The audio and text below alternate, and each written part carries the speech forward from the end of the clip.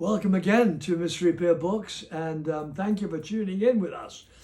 It was very, very nice. We got a number of inquiries following the video that we did just a couple of days ago, questions which we are today very, very happy to answer. So I'd like to address that immediately.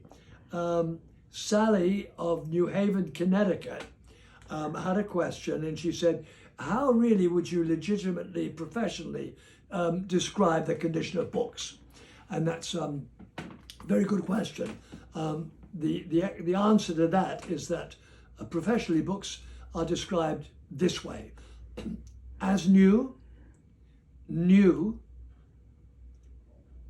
very fine, fine, near fine, very good, which then means very bad, and good, which means positively dreadful.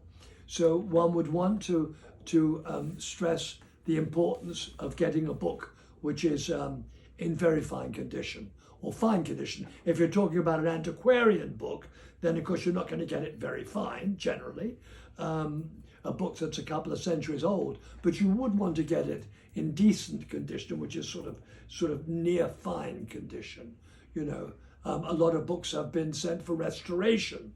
Now, there are some dealers and some collectors who are against restoration.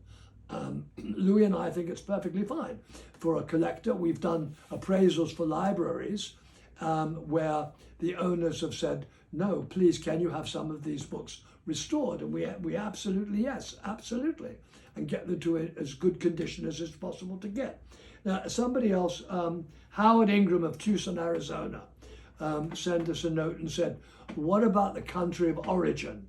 That's very, very important to a collector, so that if a book is published by a UK author, obviously the preferred first edition to obtain would be the first UK edition.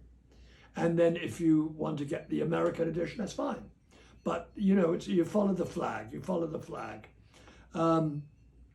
Robbie of St. Louis, Missouri, wanted to discuss points of issue.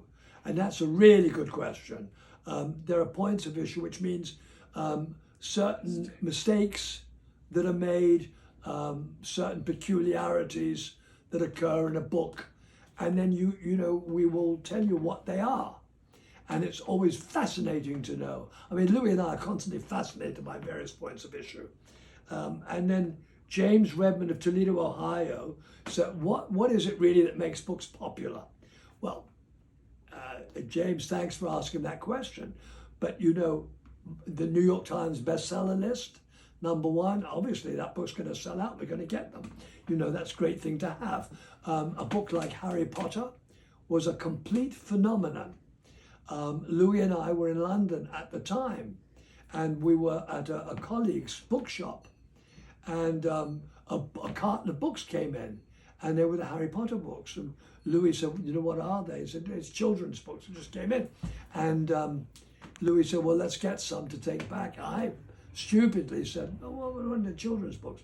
But I said, okay, we did. And we got them back in here.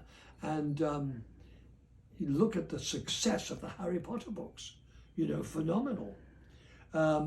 Here's a good question, came from somebody from Towson, Maryland, Sharon.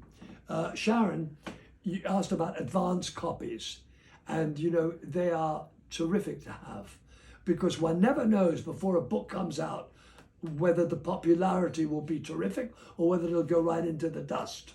So advanced copies, there are people that we know that just collect only advanced copies of books and have built a massive, one person that we know has become a friend has a terrific collection of advanced readers' copies, and they are fascinating to have.